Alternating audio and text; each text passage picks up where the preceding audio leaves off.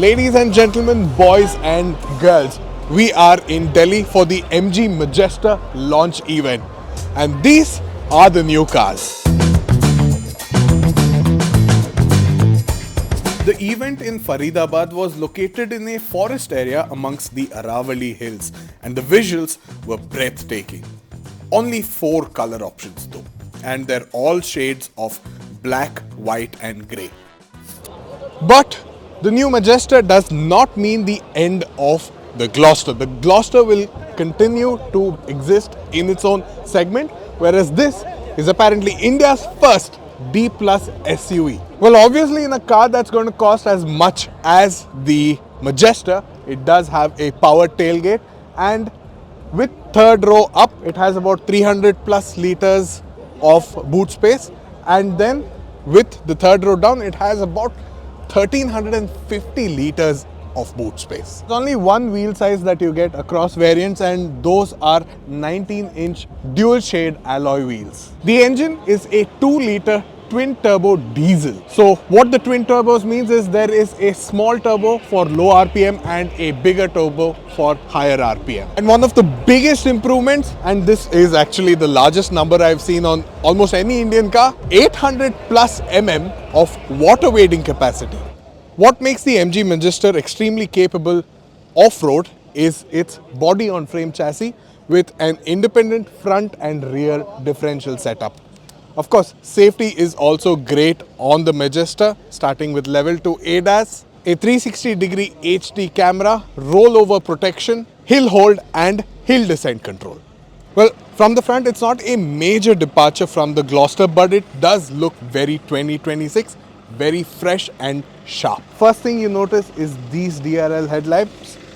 The actual headlamps are here, the indicators somewhere around here, and another DRL which runs vertically along the sides of the nose. And if you're not completely happy with the plastic cladding which comes as stock, you also can accessorize it with this metal bumper.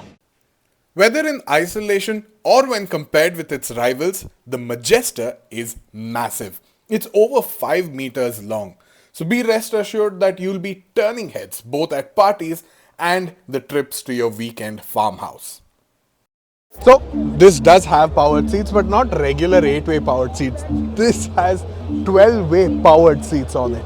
Let's now talk about the interiors of the MG Majestor, and to get in, to help with things, there is a handle, a grab handle for both the driver as well as the passenger. And once you're seated on the driver's seat, of course this is a 12-way power adjust driver's seat.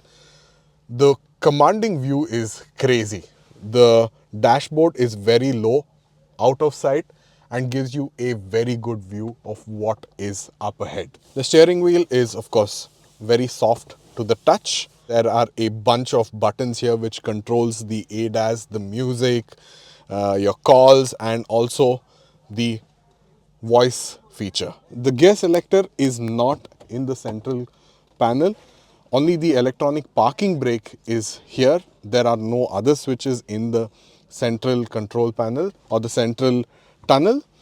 The gear stalk is here. It's a small lever. It's either parking, reverse, neutral, or drive, or other modes that you can select from here. And of course, paddle shifters as standard. There are 2 wireless chargers here. And what I really like, this should happen in all cars, and some cars have started to avoid this, physical toggles. This car has nice chunky buttons for your physical toggles, and this is basically for your AC and climate control. There is a grab handle for the passenger as well. Talking about storage space, firstly this is how it looks by default. This thing is closed. Then once you open it, you've got 2 cup holders with these mechanisms that hold things in place, and then this is where you rest your arms, but you can open these for more storage under the central armrest, and this is quite a deep cubby hole. Of course, now it's got a panoramic sunroof, completely electronically controlled. The seat I believe also has massage function apart from seat ventilation, and it is very comfortable and quite broad actually. The roof liner is also completely soft touch material.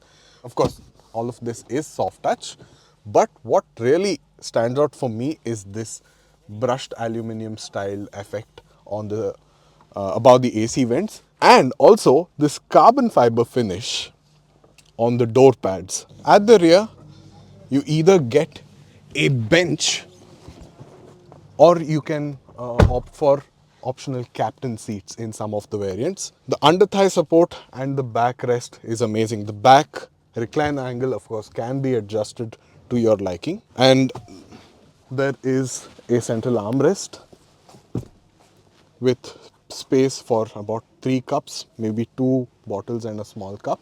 The headrest is also fully adjustable.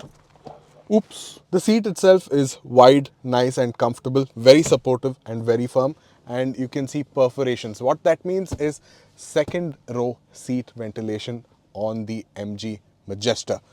Here there are climate control knobs and switches.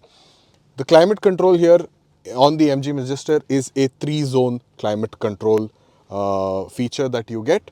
So you can control the climate independently for these 3 zones. Really cool thing that I like the most is this. A full 220 volt socket where you can even connect, say, like a hair dryer if you're in the middle of nowhere and you got wet while off-roading. And apart from the socket, you also have 2 USB-A ports, not USB-C but USB-A ports. When it comes to space, this is set to my driving position and I have plenty of knee room, good under thigh support, especially when I put my legs below the front seat, and expansive, crazy amount of real estate that you get when it comes to headroom. The third row seat has good width, knee room and headroom, but the under thigh support is quite limited. And time has finally come to show you all what this car is capable of when the roads start to disappear. So first we'll be testing this acceleration and braking. Okay.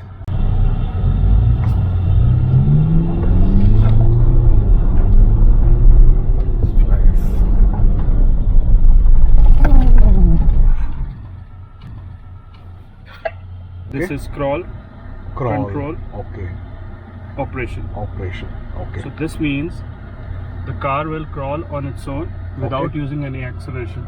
Okay.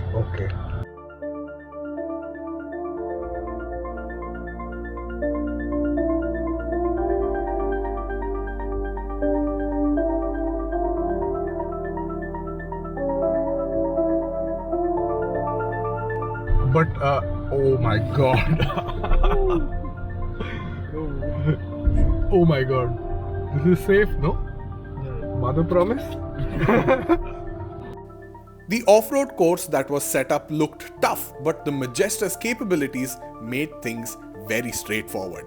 Luckily, we were all assigned an off-road expert to take us through the obstacles, which included things like a 35-degree incline, a 40-degree decline, positive and negative pitch ruts, alternating crests and troughs to show off wheel articulation, and of course, a slush bed.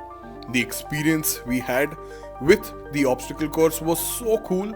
I had an absolute ball, so I'm gonna be leaving you here with some B-roll footage.